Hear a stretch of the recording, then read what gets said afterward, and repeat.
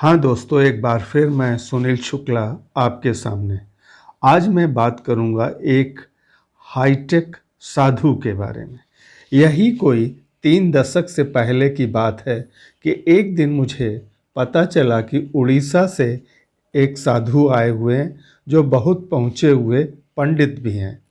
मुझे मिलने की जिज्ञासा हुई और मैं उनके पास पहुंचा।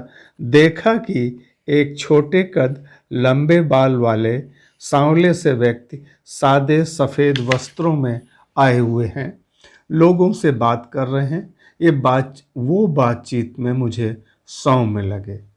हाँ, वह एक लैपटॉप और 2 मोबाइल के साथ दिखे। मुझे आश्चर्य हुआ कि इन सब की इन्हें क्या ज़रूरत है।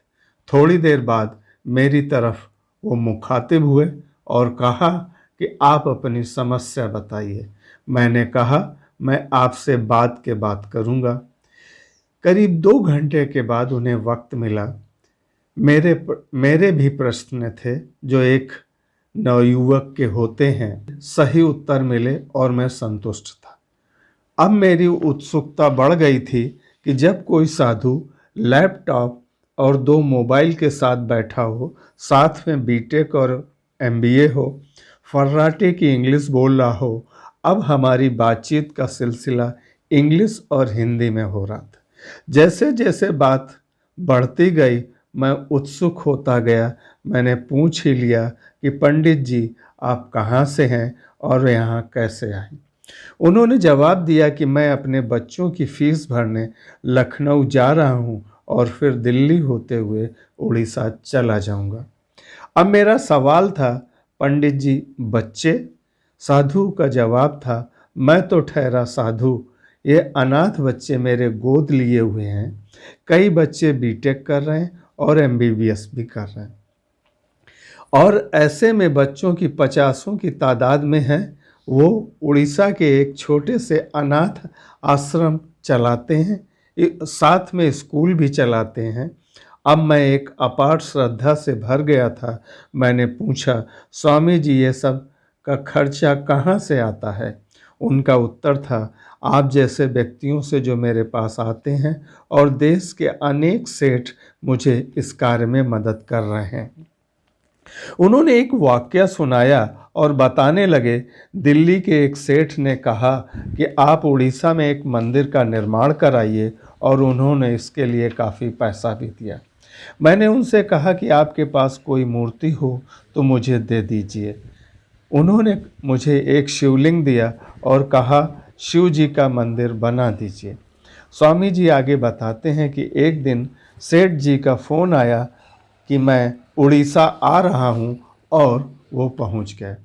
सेठ जी के सामने ही एक बस आकर रुकी तो देखते हैं कि नंगे पैर इंग्लिश बोलते हुए बच्चे उतरे और स्वामी जी के पैर छूते आगे बढ़ते गए।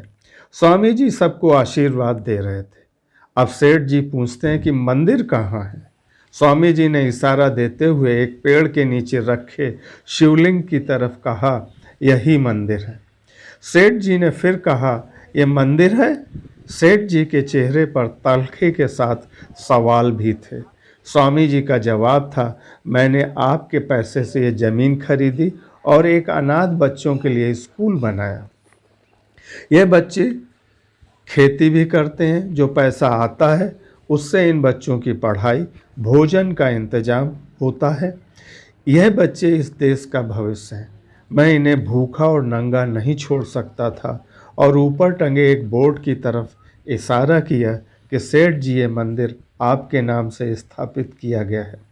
हमारे भगवान शिव जी भी तो लोक कल्याण की बात करते हैं। ये बच्चे जिंदगी भर आपके ऋणी रहेंगे। अगर मैं आपके अनुसार मंदिर बनाता तो ये सब न हो पाता। और स्वामी जी ने हाथ जोड़कर सर झुका लिया।